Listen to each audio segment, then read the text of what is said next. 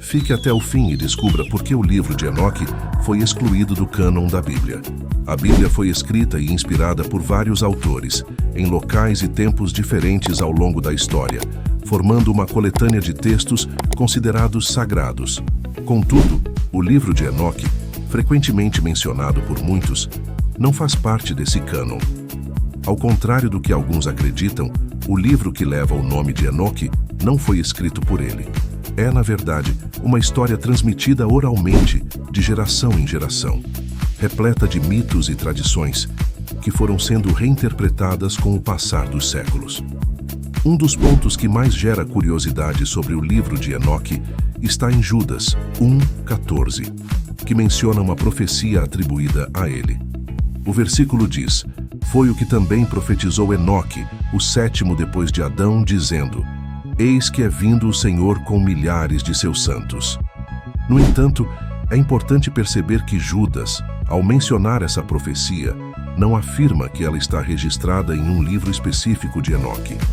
A profecia mencionada por Judas foi revelada, e não necessariamente extraída de um manuscrito atribuído ao patriarca. Pense bem. A palavra de Deus é clara em 2 Timóteo 3:16-17. Toda a Escritura é divinamente inspirada e proveitosa para ensinar, para repreender, para corrigir, para instruir em justiça, para que o homem de Deus seja perfeito e perfeitamente preparado para toda boa obra. Esse versículo nos ensina que Deus, em sua soberania, inspirou cada parte da Bíblia para que ela fosse completa e suficiente para nos guiar em fé e prática.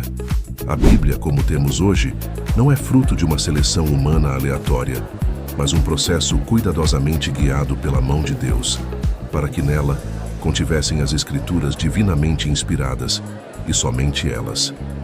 Agora, pense no seguinte: o mesmo Deus que desde a fundação do mundo separou Cristo, o Cordeiro, para salvar a humanidade, Apocalipse 13:8, que em cada momento da história levantou e capacitou seus profetas para transmitir sua mensagem e que criou os céus e a terra com perfeição e harmonia, seria o mesmo Deus que esqueceria de incluir o livro de Enoque em sua palavra?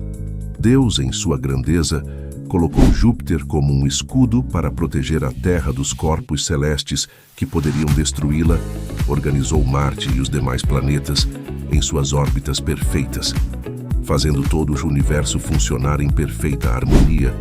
Seria razoável pensar que o mesmo Deus, depois de fazer tudo isso, se daria conta subitamente de que, eita, esqueci de colocar o livro de Enoque no meu livro, a Bíblia, que é divinamente inspirada e proveitosa para ensinar, para repreender, para corrigir, para instruir em justiça, para que o homem de Deus seja perfeito e perfeitamente preparado para toda boa obra.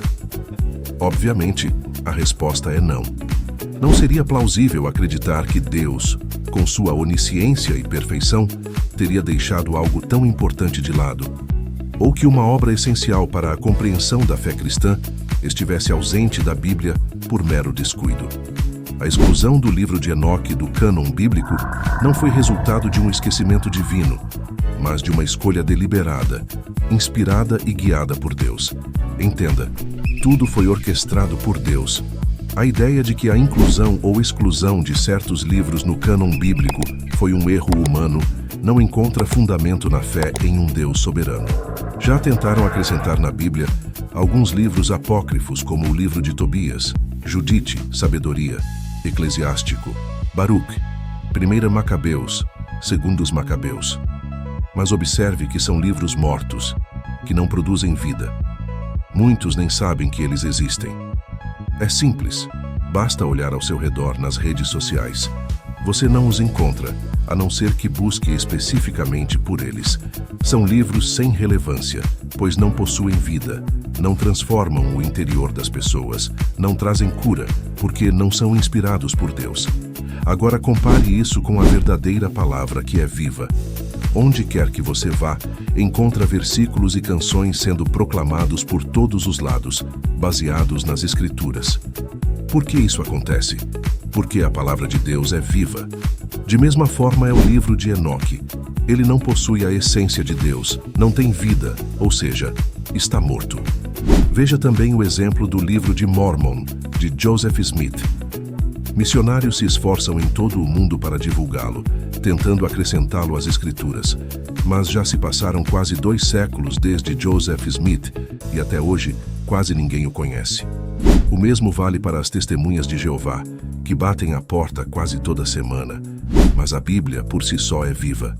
São águas que fluem debaixo do trono de Deus para as nações, encharcando o mundo e trazendo cura, liberdade e paz.